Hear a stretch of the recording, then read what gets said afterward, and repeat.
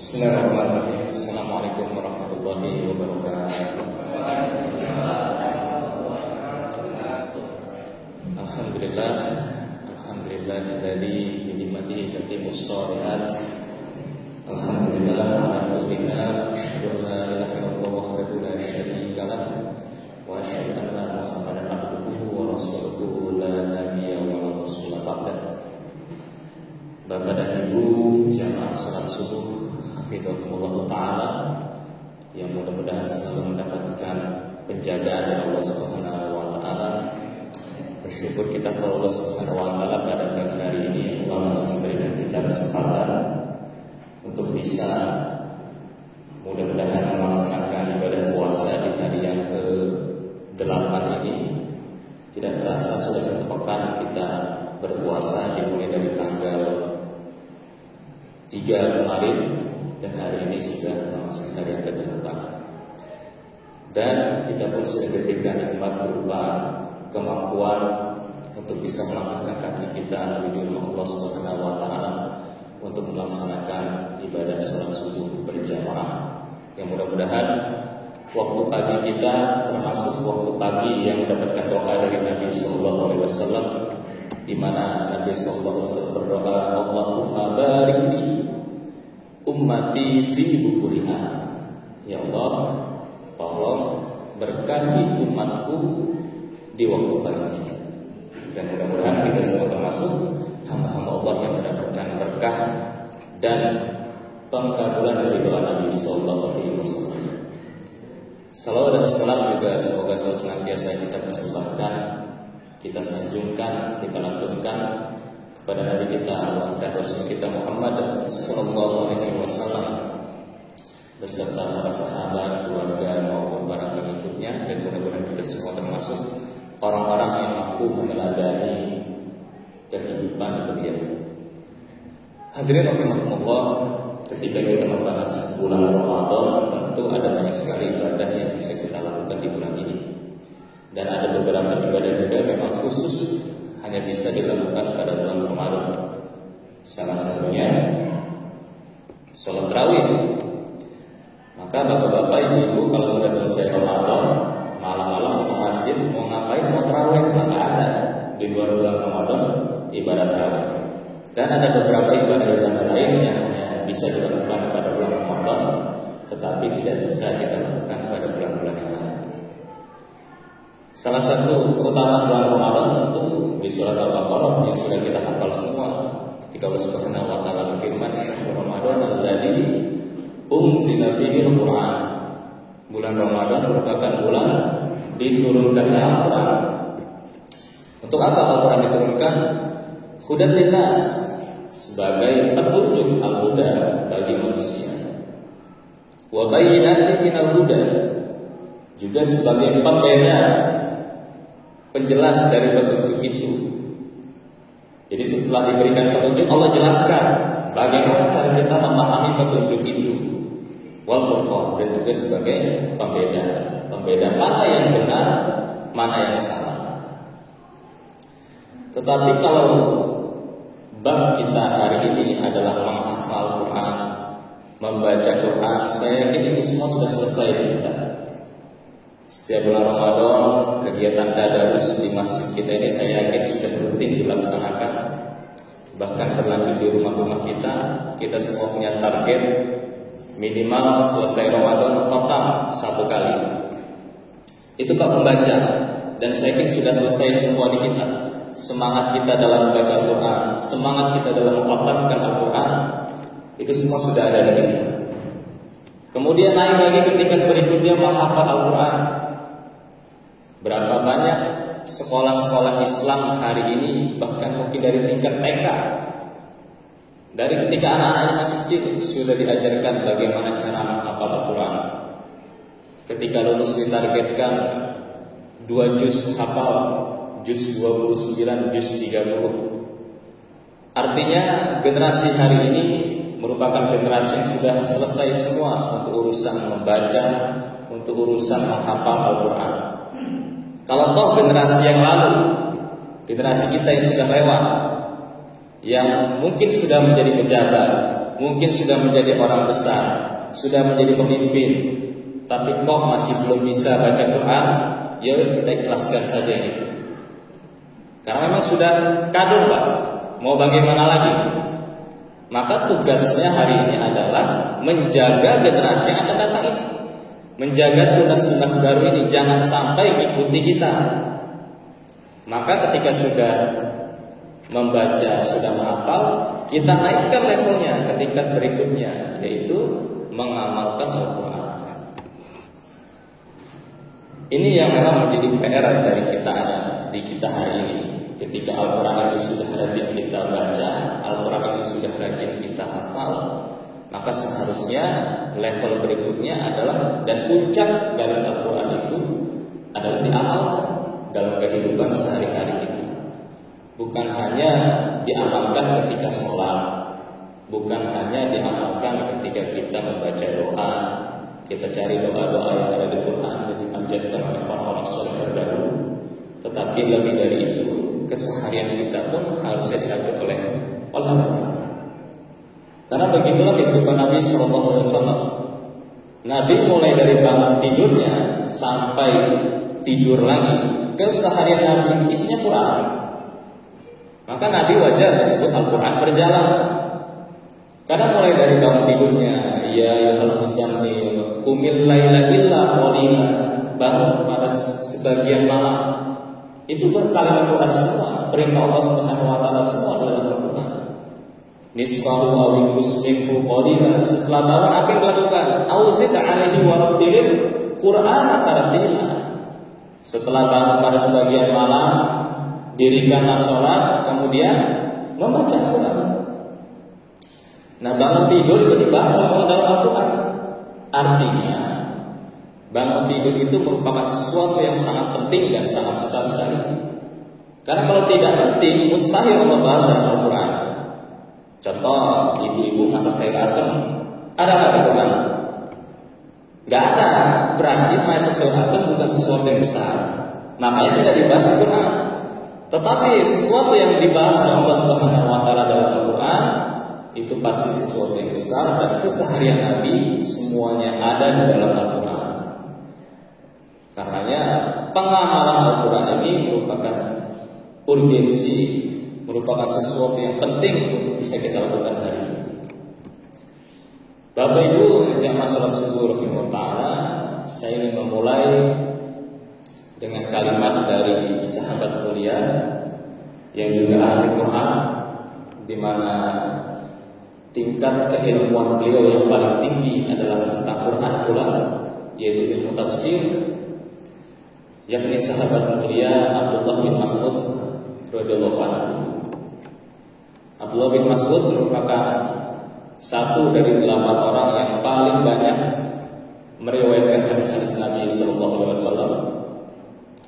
Abdullah bin Mas'ud mengatakan, "Inna sawba 'alaina hifzul fazil Quran wa sahula 'alaina al-'amal bihi wa anna man ba'dana wa yasburu 'alaihim hifzul Quran wa yasbu 'alaihim al-'amal bihi." Kami ini, kata Abdullah bin Mas'ud, para sahabat Nabi ini, orang-orang yang ada di sekitar Nabi, orang Arab tentu, adalah kaum yang sulit sekali untuk menghafal Al-Quran. Itu Abdullah bin Mas'ud yang mengatakan. Jadi para sahabat Nabi, orang-orang Arab yang hidup di sekitar Nabi, itu merupakan kaum yang sulit untuk menghafal Al-Quran. Bukan berarti tidak bisa, tetapi sulit. Bisa tetapi sulit. Tetapi kami ini merupakan kaum yang sangat mudah mengamalkan Al-Quran. Artinya kalau dulu para sahabat itu sulit menghafal, tetapi mudah untuk mengamalkan. Ibnu Mas'ud mengajukan kalimatnya, tetapi nanti akan datang kaum setelah kami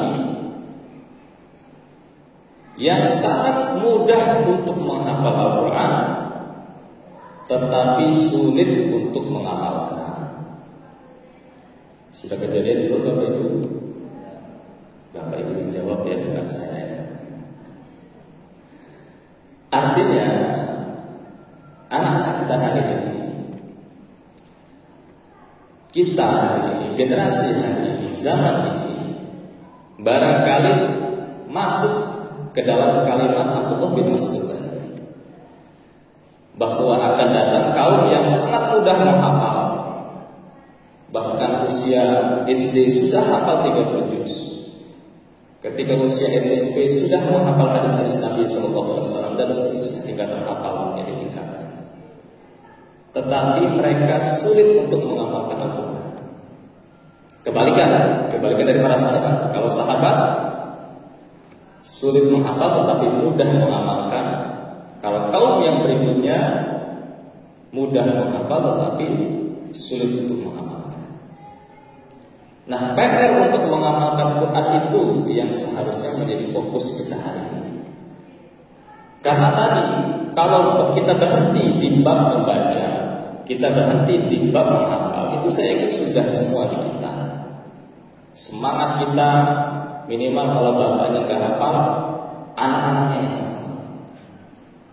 Kita push untuk selalu meningkatkan hafalannya, memurojaah hafalannya setiap hari. Kemudian ketika sudah wisuda, nanti kedua orang tuanya dipakaikan mahkota di kepala. Itu cita-cita kita. Itu perlu kita jaga semangat itu. Tetapi jangan hanya berhenti di situ. Mari kita tingkatkan ke level tertingginya, yaitu mengamalkan Al-Quran. Nah, bagaimana cara mengamalkan itu? Yang yuk kita bahas pagi ini. Kita langsung contoh para sahabat Nabi SAW. Bagaimana sih Quran itu bisa meresap pada diri mereka, bisa mengubah mereka dari yang tadinya umat yang terbelakang menuju menjadi umat yang sangat cerdas. Bahkan disebutkan di dalam Sirah Nabawiyah oleh Syekh Dr. Munir Al-Ghattad rahimahullah bahwa para sahabat Nabi itu ketika Nabi SAW wafat, ada 2000 orang sahabat yang layak menjadi pemimpin. Berapa lama Nabi kerja, Bapak Ibu? Masa kerja Nabi berapa lama? Rasul kita menjadi Nabi berapa lama? 23 tahun. Pensiun di usia 63 tahun, memulai kerja di usia 40 tahun. Hasil kerja 23 tahun itu sangat terasa 14 abad lamanya. Maka itu juga menjadi PR bagi kita. Kita sudah kerja bertahun-tahun, apa nih yang sudah kita hasilkan? Nah, para sahabat yang bisa kita contoh itu, ini ada kisahnya. Kalau tidak ada riwayatnya, ini tentu sulit kita percaya. Tapi ini memang ada riwayatnya dan sudah dikisahkan oleh para ahli sejarah Islam. Ketika Rasul kita Muhammad Sallallahu Alaihi Wasallam bersama para sahabat hendak kembali ke Madinah dari misi peperangan Zatul Riqah. Ketika dalam perjalanan pulang menuju Madinah, Nabi beserta para sahabat beristirahat sejenak, istirahat malam di sebuah lembah. Mereka tidur di situ, melepas lelah di situ. Dan untuk jaga-jaga, kalau ada musuh yang mengintai, namanya malam hari, perjalanan pulang dari peperangan pulang dari misi, dikhawatirkan ada musuh yang mengintai. Karenanya Nabi menawarkan kesempatan berjaga malam, mengawasi istirahatnya para sahabat dari gangguan musuh. Sahabat yang mengajukan diri untuk berjaga itu adalah Ammar bin Yasir dan Abbad bin Bishr radhiyallahu anhu. Dua sahabat ini yang berjaga malam mengawasi tidurnya para sahabat mengawasi intayan-intayan musuh yang mungkin menyerang tiba-tiba. Ammar bin Yasir dan Abbad bin Bishr memutuskan untuk berjaga secara bergantian. Ketimbang nanti ngantuk dua-duanya, melek dua-duanya juga, maka lebih baik kita gantian. Kamu shift pertama, saya shift kedua. Nah, seperti sekolah kita hari ini ya, di masa pandemi ada shift 1, ada shift 2. Nah, ternyata shift sifat itu juga sudah pernah dipakai oleh para sahabat dulu. Abbad bin Bishr memutuskan untuk yang berjaga pertama, sementara Ammar tidur. Jadi Abbad berjaga, Ammar tidur. Nanti gantian, Ammar bangun, Abbad yang tidur. Ketika Abbad berjaga, tentu sendirian beliau. Maka untuk mengisi kekosongan waktunya, untuk mengisi malam harinya, Abbad memutuskan untuk sholat.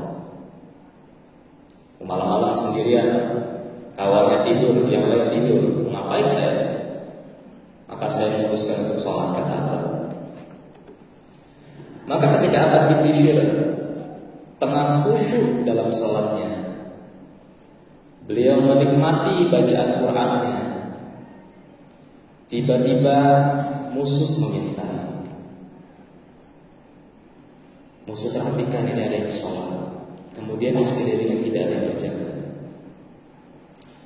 Maka kemudian Abbad yang tanpa pengawalan itu, yang tanpa persiapan itu, dipanah oleh musuh. Satu panah menancap di punggungnya. Tetapi Abbad tidak memutuskan sholatnya. Abbad tidak menghentikan sholatnya. Meskipun ada panah yang menancap, Abbad lanjutkan sholatnya. Musuh yang melihat dipanah lagi untuk kedua kalinya, menancap lagi panah kedua di badannya. Abbad masih belum mau menghentikan sholat. Mau panah-panah lah, kata dia kan. Dipanah lagi sampai ketiga kali. Dan akhirnya ketika darah sudah mulai bercucuran di lantai di tanah itu, darahnya Abbad sudah mulai tumpah.